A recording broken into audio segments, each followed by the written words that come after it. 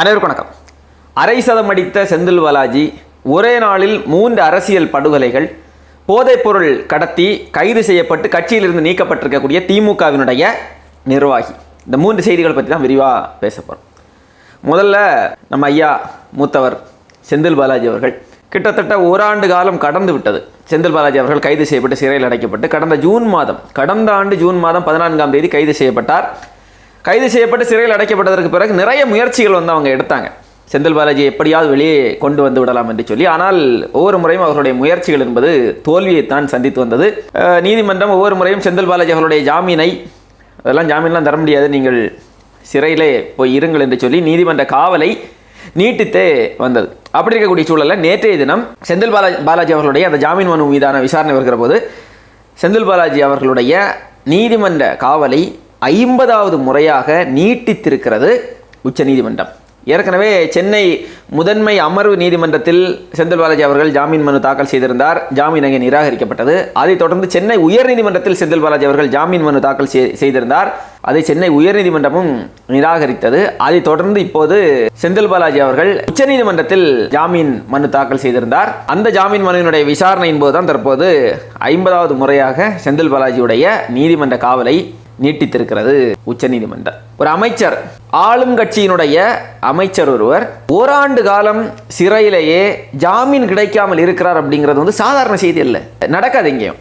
ரொம்ப அரிதிலும் அரிதாகத்தான் இது போன்று நடக்கும். நீங்க ஒரு ஆளுங்கட்சியில் இருக்கக்கூடிய சாதாரண ஒரு வார்டு கவுன்சிலர் ஒரு தவறு செய்தார் என்றால் கூட அவர் மீது நடவடிக்கைகள் எடுக்கப்படுமா, அவர் தண்டனைக்கு உட்படுத்தப்படுவாரா என்பது ஒரு பெரிய கேள்விக்குறியாக இருக்கக்கூடிய நாடு இந்த நாடு. அப்படி இருக்கக்கூடிய சூழலில் ஒரு ஆளுங்கட்சியினுடைய மிக முக்கியமான ஒரு நபர், மிக முக்கியமான ஒரு அமைச்சர் ஓராண்டு காலம் சிறையில் இருந்ததற்கு பிறகும் அவருக்கு ஜாமீன் வழங்கப்படவில்லை அப்படிங்கிறது ரொம்ப ஆச்சரியமான ஒரு செய்தி தான் இது. செந்தில் பாலாஜி அவருடைய இந்த செய்தி இது ஆரம்பம் தொட்டே ஒரு ஆச்சரியமான ஒரு செய்தியாகத்தான் இருந்து வருகிறது. செந்தில் பாலாஜி அவர்கள் கைது செய்யப்பட்டது தொடங்கி இப்போது வரைக்கும். சமீபத்தில் கூட செந்தில் பாலாஜி அவர்கள் கடந்த வாரம் நீதிமன்றத்தில் விசாரணை வருவதற்கு முன்தினம் இரவு என்ன நடக்குதுன்னா, திடீரென்று செந்தில் பாலாஜி அவர்களுக்கு உடல்நல குறைவு என்று சொல்லி ஓமந்தூரார் மருத்துவமனையில் அவர் அனுமதிக்கப்படுகிறார்.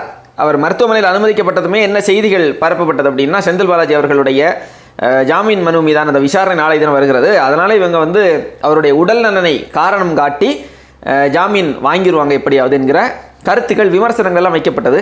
ஆனால் அப்போதும் அவருக்கு ஜாமீன் வழங்கப்படவில்லை, நீதிமன்ற காவல் நீட்டிக்கப்படத்தான் செய்தது. இப்போதும் அதுதான் தொடர்ந்து கொண்டிருக்கிறது. செந்தில் பாலாஜி அவர்கள் இன்னும் எத்தனை காலம் சிறையில் இருக்க போகிறார் என்பது பெரிய கேள்விக்குறியாகத்தான் இருக்கிறது. அரை சதம் அடித்த செந்தில் பாலாஜி அவர்கள் சதம் அடிப்பாரா என்கிற ஒரு கேள்விதான் இப்போது தமிழ்நாட்டு மக்கள் மத்தியில் இருந்து வருகிறது.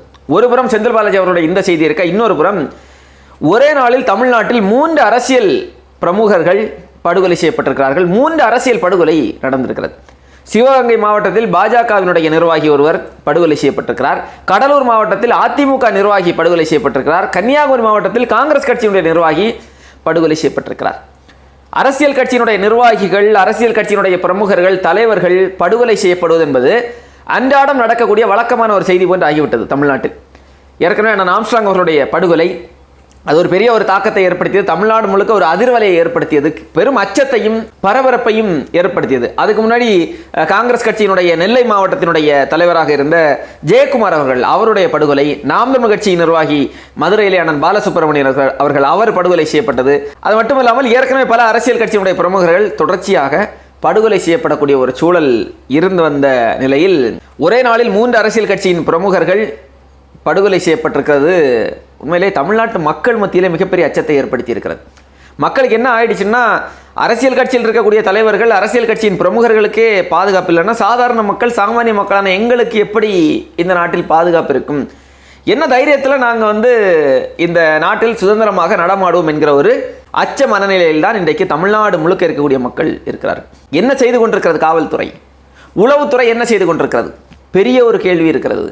இந்த தொடர் படுகொலைகள் என்பது தமிழ்நாடு காவல்துறை மீதும் தமிழ்நாடு உளவுத்துறை மீதும் மிகப்பெரிய கேள்வியை எழுப்பியிருக்கிறது. உண்மையிலேயே காவல்துறையும் உளவுத்துறையும் செயல்படுகிறதா, இல்லை ஒரு நிர்வாக திறன் இல்லாமல் மாறிவிட்டதா, இல்லை காவல்துறையும் உளவுத்துறையும் சரியான முறையில் செயல்பட விடாமல் தடுக்கப்படுகிறதா என்கிற கேள்விகள் இருக்கிறது. இந்த கேள்விக்கான விடை யார் தரணும்னா, தமிழ்நாட்டினுடைய முதலமைச்சர் மதிப்பிற்குரிய ஸ்டாலின் அவர்கள் தான் தர வேண்டும். ஏன்னா அவர்தான் காவல்துறையினுடைய அமைச்சர். காவல்துறையின் அமைச்சராக இருக்கக்கூடிய ஸ்டாலின் அவர்களுக்கு தான் முழு பொறுப்பு இருக்கிறது. ஏன் இந்த கொலைகள் நடக்கிறது? இந்த கொலைகளை தடுத்து நிறுத்துவதற்கு உளவுத்துறையும் காவல்துறையும் ஏதாவது நடவடிக்கை எடுக்கிறார்களா? இல்லையா?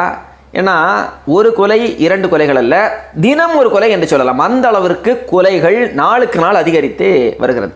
இப்போ எல்லா கொலைகளையும் நாம் தடுத்து நிறுத்திவிட முடியாது. சில கொலைகள் ஆவேசமாக ஆத்திரத்தில் செஞ்சிருவாங்க, அது ப்ரீ பிளான்டாக இருக்காது, தற்செயலாக நடந்துடும். அந்த கொலைகளை ஒன்றும் செய்ய முடியாது. ஆனால் பெரும்பாலான கொலைகள் ப்ரீ பிளான்டாக தான் நடக்கும். ஏற்கனவே முன்கூட்டியே திட்டமிடப்பட்டு நடக்கக்கூடிய கொலைகள் தான் பெரும்பாலான கொலைகள். அப்போ அதுபோன்ற கொலைகள், அதுபோன்ற குற்றச்சம்பவங்கள் எல்லாம் நடக்கப் போகிறது என்கிற செய்திகளை முன்கூட்டியே அதை அறிந்து கொண்டு காவல்துறைக்கு தகவல் கொடுப்பதற்கு தான் உளவுத்துறை இருக்கிறது. அப்போ இவ்வளோ வலிமையான ஒரு உளவுத்துறை கட்டமைப்பை வைத்துவிட்டு இந்த படுகொலைகள் எல்லாம் இன்னமும் தடுக்கப்படவில்லைன்னா அதை எப்படி பார்ப்பது என்கிற ஒரு பெரிய கேள்வி இருக்கிறது. காவல்துறையினுடைய வேலை என்பது குற்றவாளிகளை தண்டிப்பது மட்டுமல்ல, காவல்துறையினுடைய வேலை குற்றங்களே நடக்காத ஒரு சமூகத்தை உருவாக்குவதுதான். அப்படிப்பட்ட ஒரு சமூகத்தை உருவாக்குவதில் காவல்துறை தீவிரம் செலுத்த வேண்டும். அதற்கு தமிழ்நாடு முதலமைச்சர், காவல்துறையின் அமைச்சர் ஐயா ஸ்டாலின் அவர்கள் இதுக்கு ஒரு தீர்வு தரணும். இல்லைனா இது ரொம்ப ஒரு மக்களினுடைய பாதுகாப்பு குறித்த செய்தி. இது சாதாரணமாக கடந்து சென்று விடக்கூடிய செய்தி அல்ல. பத்திரிகையை எடுத்தாலே இன்றைக்கி கொலை, வெட்டி படுகொலை, கத்தி குத்து, அடிதடி இதுதான் நடந்து கொண்டிருக்கிறது. இதெல்லாம் சரி செய்வதற்கான, கட்டுப்படுத்துவதற்கான நடவடிக்கைகளில் தமிழ்நாடு அரசு ஈடுபட வேண்டும். அதே போன்று போதைப்பொருள், இந்த கொலை நடக்கிறது இல்லையா, இந்த கொலைக்கு மிக முக்கியமான காரணமாக இந்த கஞ்சா, மதுபானம், இந்த போதைப் பொருட்கள் தான் இருக்கிறது. அது எல்லாருக்குமே தெரியும். இந்த கொலைகள் மட்டுமல்ல, இதே போன்ற குற்றச்சம்பவங்கள் இதனுடைய பின்னணியை நீங்கள் எடுத்து பார்த்தீர்கள் என்றால் எல்லாம் டாஸ்மாக் கடையில் போய் நிற்கும், இல்லைன்னா போதைப்பொருள், கஞ்சா போன்ற போதைப் பொருட்களை தான் போய் நிற்கும். என்னென்றால் இதே போன்ற கொலைகள், இது போன்ற குற்றச்சம்பவங்களில் ஈடுபடுபவர்கள் இந்த போதைப் பொருட்களை பயன்படுத்தி விட்டு தான் பெரும்பாலும் இந்த குற்றங்களில் ஈடுபடுகிறார்கள். ஜாபர் சாதிக், அந்த பேரை யாருமே மறந்துருக்க மாட்டீங்க. சர்வதேச போதை கடத்தல் மன்னனாக அறியப்பட்ட ஜாபர் சாதிக் திமுகவினுடைய அயலக அணியினுடைய பொறுப்பாளராக இருந்தவர். போதைப்பொருள் கடத்தல் வழக்கில் கைது செய்யப்பட்டு இப்போது வரைக்கும் சிறையில் தான் இருக்கிறார். ஜாபர் சாதிக் மட்டும்தான் இருக்கிறார் என்று பார்த்தால் இன்னும் ஒன்றா வந்துட்டே இருக்குது, லிஸ்ட்டு பெருசாக போயிட்டே இருக்குது. இன்றைய தினம் திமுகவிலிருந்து ஒருவர் கட்சியின் அடிப்படை உறுப்பினர் பொறுப்பிலிருந்து நீக்கப்படுவதாக செய்திகளை வெளியிட்டார்கள். திமுகவிலிருந்து யார் என்று பார்த்தால் ராமநாதபுரம் மாவட்டத்தை சார்ந்தவர். ராமநாதபுரம் மாவட்டத்தில் அந்த மாவட்டத்தினுடைய சிறுபான்மை அணியினுடைய ஒரு பொறுப்பாளராக இருக்கிறார். அவருடைய பேர் ஃபைசல் இப்ராஹிம். அவரை கைது செய்திருக்கிறார்கள் காவல்துறை. எதற்காக கைது செய்திருக்கிறார்கள் என்று கேட்டால் போதைப் பொருள் கடத்தல் வழக்கில் கைது செய்திருக்கிறார்கள். கையும் களவுமாக அவரும் சிக்கியிருக்கிறார். என்ன நடந்துட்டு இருக்கு தமிழ்நாட்டில்? எதை நோக்கி போய்கொண்டிருக்கிறது இந்த தமிழ்நாடு, இந்த தமிழ் சமூகம் எதை நோக்கி போய்கொண்டிருக்கிறது? ஆளுங்கட்சியின் பிரமுகர்களை போதைப் பொருள் கடத்தல் மன்னர்களாக இருக்கிறார்கள் என்றால் அப்போ ஆளும் அரசுக்கு இதெல்லாம் தெரிந்துதான் நடக்கிறதா, இல்லை தெரியாமல் நடக்கிறதா? என்னதான் நடக்குது? அப்படி என்றால் போதைப்பொருள் புழக்கம் என்பது இப்போ திமுக ஆட்சிக்கு வந்ததற்கு பிறகு முன்பை விட அதிக அளவிலே தீவிரமாக நடந்து கொண்டிருக்கிறது. அதே நேரத்தில் இந்த போதைப்பொருள் சார்ந்து கைது செய்யப்படக்கூடிய நபர்கள் யார் என்று பார்த்தால் பெரும்பாலும் திமுகவை சார்ந்தவர்களாக இருக்கிறார்கள். அப்போ திமுகவுக்கும் ஆளும் அரசுக்கும் ஒரு தொடர்பும் இல்லையா? எப்படி பார்ப்பது இதை? நம்ம ஒரு அரசு நினைத்தால் போதைப் பொருளை கட்டுப்படுத்தலாம், கஞ்சாவை கட்டுப்படுத்தலாம், இந்த போதைப் பொருட்கள் அத்தனையையும் கட்டுப்படுத்தலாம், போதைப் பொருட்களினுடைய புழக்கத்தை தடுத்து நிறுத்தலாம். ஆனால் திமுக அரசு அதை செய்கிறதாவே தெரியலை. ஏன்னா திமுகவை சார்ந்தவர்கள் தான் போதைப் பொருளை கடத்தவே செய்கிறார்கள். எவ்வளோ ஒரு மோசடித்தனமான ஒரு வேலை நடக்குது பாருங்க. எவ்வளோ பெரிய ஒரு கொடுமை. எத்தனை குடும்பங்கள் இன்றைக்கு பாதிக்கப்படுகிறது இந்த போதைப் பொருட்களால்? எத்தனை இளைஞர்கள் சீரழிக்கப்படுகிறார்கள் இந்த போதைப் பொருட்களால்? ஆனாலும் தமிழ்நாடு அரசு இதை தடுத்து நிறுத்துவதற்கு ஆக்கப்பூர்வமான நடவடிக்கைகளை எதுவுமே எடுக்காமல் குற்றவாளிகளை தங்கள் கட்சியிலேயே பொறுப்பு கொடுத்து வச்சிருக்கிறாங்கன்னு நினைக்கிறப்போ இது ரொம்ப மோசம், ரொம்ப மோசம். இது சீரழிவு, சமூக சீரழிவு. திமுக அரசு ஆட்சிக்கு வந்த நாள் தொடங்கி இந்த நாள் வரைக்கும் என்னென்ன வகையில் இந்த சமூகத்தை சீரழிக்க முடியுமோ அத்தனை சீரழிவுகளையும் செய்யக்கூடிய நபர்களை கை கட்டி வேடிக்கை பார்த்து கொண்டிருக்கிறது. இது எப்படி கைது செஞ்சாங்கன்னு தெரியல திமுகவுடைய பிரமுகரை. ஒருவேளை அதற்கு பின்னால் என்ன இருக்கிறது என்பது காவல்துறையின் விசாரணைக்கு பிறகு நமக்கு தெரிய வரும், அது பார்க்கலாம். அதன் பின்னால் இருக்கக்கூடிய செய்திகளை நாம் பார்க்கலாம். ஆனால் இது ரொம்ப மோசம். நாங்கள் ஆட்சிக்கு வந்தால் தமிழ்நாட்டில் பாலாறும் தேனாரும் ஓடும் என்றார்கள். தமிழ்நாட்டில் ரத்த ஆறு ஓடிட்டுருக்கு, கள்ளச்சாராய ஆறு ஓடிட்டுருக்கு, போதைப் பொருட்கள் ஆறாக பெருக்கெடுத்து ஓடிக்கொண்டிருக்கிறது. இதையெல்லாம் மக்கள் பார்த்து கொண்டிருக்கிறார்கள்.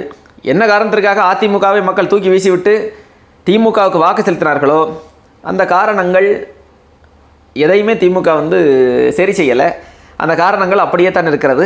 நாளுக்கு நாள் திமுக அரசு மக்களிடம் உள்ள தன்னுடைய நம்பகத்தன்மையை இழந்து வருகிறது. இனியேனும் திமுக அரசு விழித்து கொள்ளலைன்னா கஷ்டம்தான்.